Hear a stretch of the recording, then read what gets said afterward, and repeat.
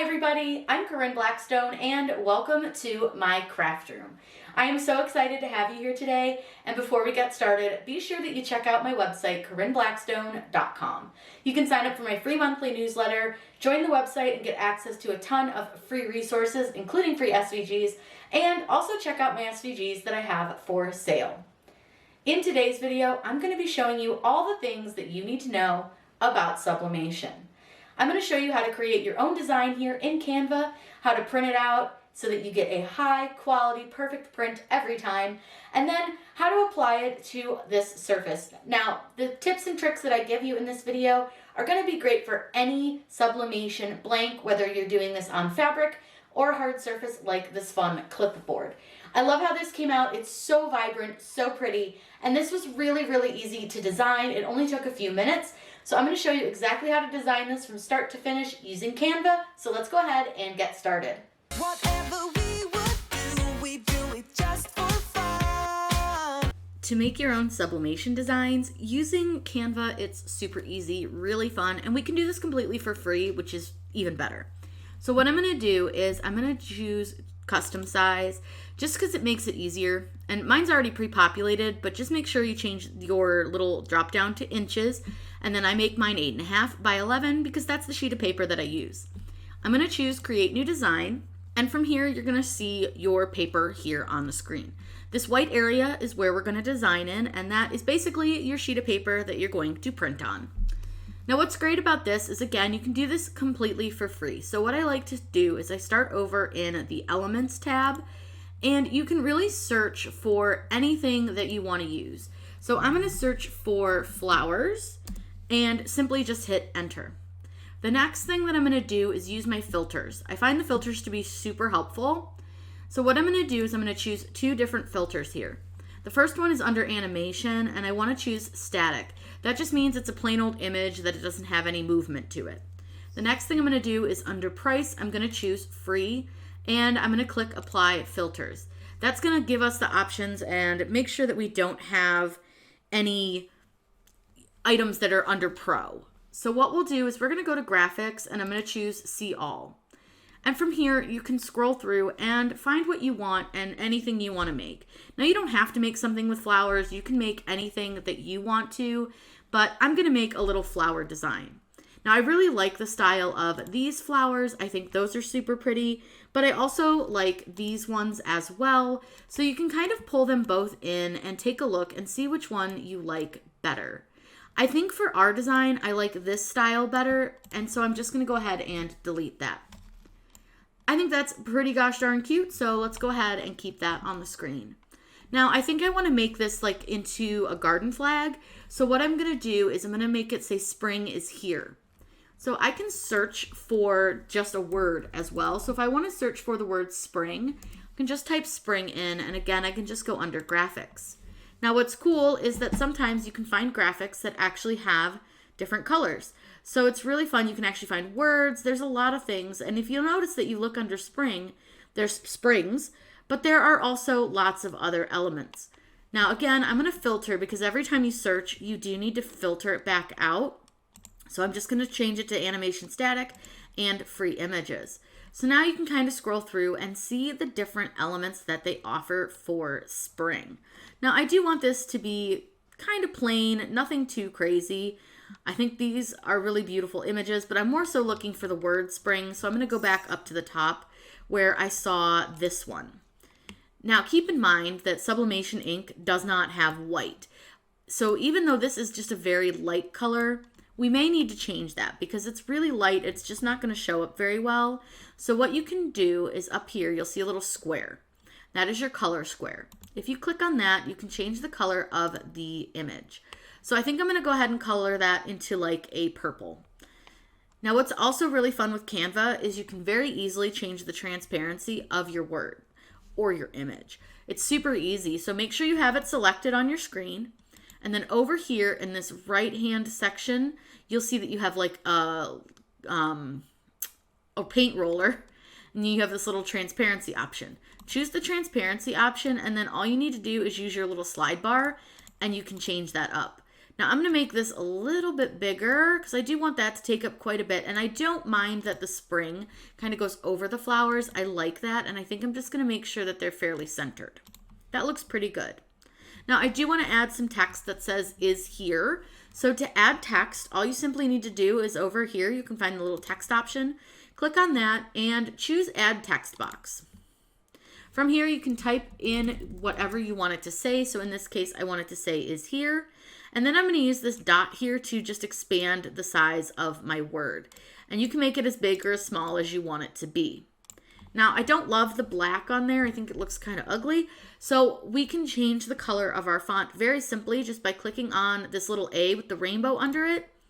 And you can change the color of your font to whatever you want it to be. I kind of like it being pink, but I know it is a little hard to see. And I'm going to show you a trick to make it a little easier. But the first thing I want to do is change the font because I don't like that one. So to change your font, use the drop-down menu here where it says Canva Sans. And you're going to see that you have a bunch of different options. Now I have Pro, so I can upload my own fonts. But without Pro, you'll have to use the fonts that they offer. Now anything that has a crown next to it is used with Pro. So you'll need to find, to do this for free, a font without a crown next to it. So you can just sort of scroll through and find whatever font you like. It's up to you. It's however you want it to look. There's no wrong way to make your own designs. That's one of the things that I love about crafting is you can really do your own thing and it's up to you and it's your style. Now, this font is perfect. It's nice and chunky and I like it. So what I'm going to do is just to make that stand out a little bit more, I'm going to go under effects. And there's a couple different effects that you can use. I like to use the shadow for this one. And I'm going to change the color of my shadow by clicking on this little color box. And you can play around with whatever color shadow you want and however you want it to look. I think I actually like the black one. I think that makes it stand out pretty well. So we'll use that. And I am going to expand this a little bit more just to make it a little larger. Now I do want it fairly centered on my design, so I think that looks pretty good. Now I think I'm going to move it down a little bit just so it's kind of covering up that dirt. Once you're happy with your design, you can go ahead and make sure to download it. Downloading it is really, really easy. All you need to do is click the share button and choose download. Now with free Canva, you can download a PNG, you can download a PDF print, and you can also download a JPEG, a GIF, or a video. You cannot download an SVG, but since this is for sublimation, we're going to just use simply a PNG. All I need to do from here is just simply click download, and it will download the image. It's going to kind of process it through its system, and then it will pop up the folder to ask us where we'd like to save it. I'm going to save it into my sublimation designs, and I'm going to save it into Spring is Here. I did pre-make this once just to make sure that I liked the way it looked. So it's going to ask me if I want to save over that, and I do. So I'm just going to tell it yes. From here, we can either open it in just a regular PNG, just like this, and print it, or you can take it into Inkscape or Word or something like that to print it. I personally like to use Inkscape, so I'm going to show you how to do it that way just because I think that I find it a little bit easier to work with, but again, it is really up to you. Over in Inkscape, which I use Inkscape 0.92, I'll link that down below. I find that to be the least buggy of the Inkscapes, and if you want to follow along, it's a lot easier when you're using the same version. So what I'm going to do is I'm going to go to File, and I'm going to choose Import. Now for this, I can just go to Quick Access because it should be the first file right here at the top, and I'll be able to just open that super simple. Now it is going to ask you a couple of questions, but you don't need to answer any of those. Just leave it as is and click OK. I have my design right here. Now you'll notice that the box behind it is a different shape or size because this defaults to the A4 setting. So what I'm going to do is I'm going to go to File, and I'm going to choose Document Properties. And for some reason, mine always opens over here, so I just need to pull it back over. And you want to change this to US letter or whatever size paper that you are using to make sure that you have your, size correct. Otherwise, it'll mess up when you print. The next thing I'm going to do is get this kind of lined up into that box. And I'm going to actually flip this because when working with sublimation, you need to mirror your design. I prefer to flip it rather than mirror it with my printer, but I will show you that option as well, just so you know how to do it. But if I want to flip it, you'll see these triangles up here at the top. We've got a couple of different options.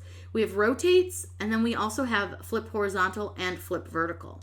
For this, I just want to flip it horizontally, and you'll see that it mirrors my design. You need to mirror sublimation because you're putting an image face down on your design. So in order for it to make sure that it's going to get a good quality print and your words are going to be the correct way, you need to make sure that you mirror your design.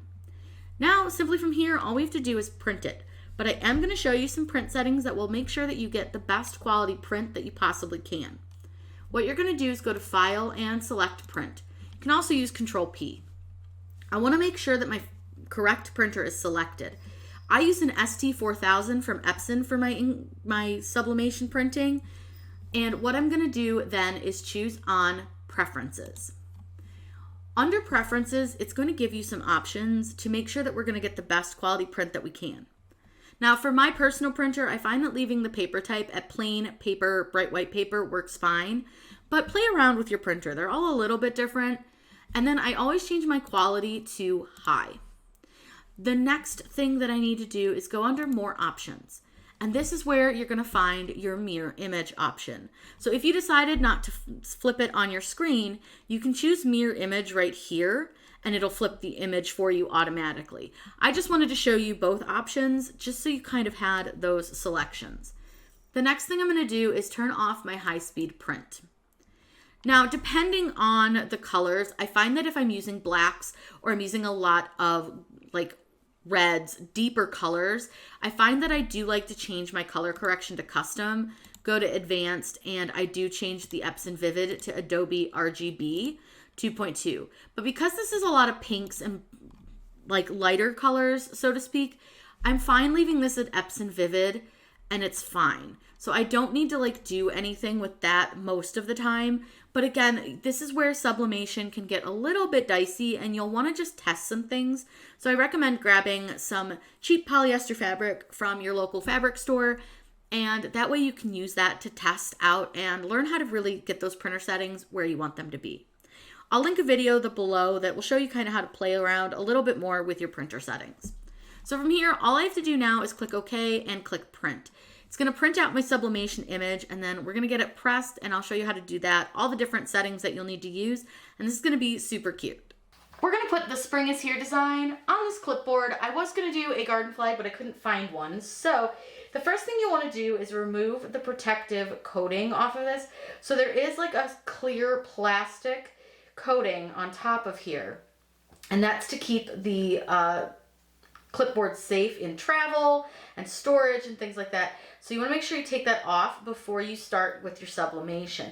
So I'm just going to peel that off, and it can be a little hard to see, so I do tend to use a pin pen to like get it started.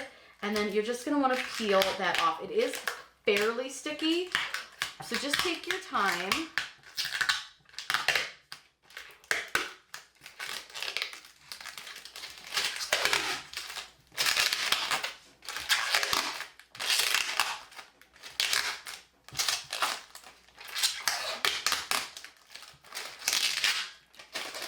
And now what you'll have is a nice clean white surface that you can work with here for your adorable sublimation design. Now what you want to do is get your design lined up onto your board here, wherever you want it to sit. I try to get it as centered as I can. And all I'm going to do is use some heat tape to tape this down onto my clipboard. You don't need to use a lot of tape, a little tape will do, and it's just to make sure that it doesn't shift in pressing or anything like that. Now you're going to need some butcher paper to place on top of this, and we're going to set our press up. I'll show you how to do that and go over the press settings for this, because depending on your blank, it can depend on your sublimation settings. So that's one thing that you're going to want to check, depending on the type of blank that you're using. So whether you're using a clipboard like this, or whether you are using a t-shirt or a garden flag, you're going to want to look at what settings are recommended for your blank. You can usually find that information from where you purchased your blank or by Googling, so I would highly recommend checking those settings out. The first thing that we need to do is to set our heat press, so I'm going to turn this on. Now for the clipboard, it is 400 degrees for 60 to 75 seconds. I'm gonna go with about 65 seconds. So to set my heat press, I hit the little set button, which is this one right here. And that is the first setting is our temperature. So I'm just gonna hit up until I hit 400. It shouldn't be too far because I did just do some sublimation. Then I'm gonna hit set again. And for this, I'm gonna set this to 65 seconds. So you can just hold your finger down on it and set that to 65. Hit set again, and this final setting is, Fahrenheit versus Celsius, and then one last setting, and that is your auto off timer. I'm gonna hit set again, and we're gonna let this heat up. It may take a few minutes. Once it's done heating up, we can get ready to press our clipboard. Our press is almost ready, so what I've done is I've placed my clipboard here, got my design, and then I have some butcher paper. The butcher paper is really important when working with sublimation. You want to place that butcher paper down because that's going to absorb any of the ink that may bleed through the back of your paper. That way it does not get onto your press or your Teflon sheet. It's really important that you have that because if you get ink somewhere else, like on your press, it can transfer to projects in the future. So I highly recommend having some butcher paper ready and always having that placed on top. We're ready to go ahead and press. So again, this is going to press for 65 seconds. I'm using a fairly firm pressure on this. So we're going to go ahead and let this press. Then I'm going to show you what it looks like. Once it's done, it's of course going to beep very loudly. And we'll go ahead and pull this up. Now, I obviously had some static, which that's common. It happens from time to time. Now, this is going to be extremely hot. So what I highly recommend you do is you use your heat gloves or you use your pressing pillow. And I like to move everything kind of off my press to let it cool. All right, I've let this cool for a few minutes. So what we're going to do is peel off our tape and then we can pull off our design. I'm so excited to see how this came out. Oh, it's so pretty.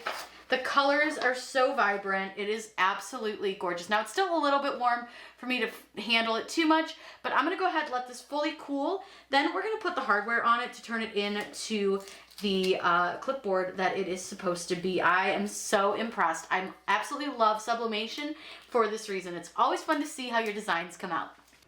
I just absolutely love how this came out. I think it's so gorgeous. Those colors are super vibrant and beautiful, and this clipboard came out perfectly. It's gonna be a really cool little piece for a teacher or anyone who needs a clipboard just to add like a fun design. Now, obviously this was to teach you guys all about how to use Canva to create your own sublimation images. I hope that you guys picked up some tips and tricks on how to do that and saw how easy it really is to create your own designs using their elements and text, and you can do this all for free. I will link below so that you can join Canva Pro if you want to, but obviously, proven you don't have to make beautiful things. Canva is an excellent source to create sublimation designs, and I hope that you guys picked up some tricks to do that.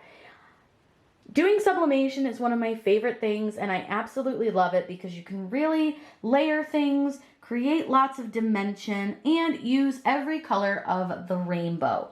If you have any questions, by all means, please let me know in those comments down below. I'm always happy to answer those for you. Be sure you've subscribed to my channel, that way you don't miss out on any of our fun, crafty content. As always, have a wonderful day and happy crafting!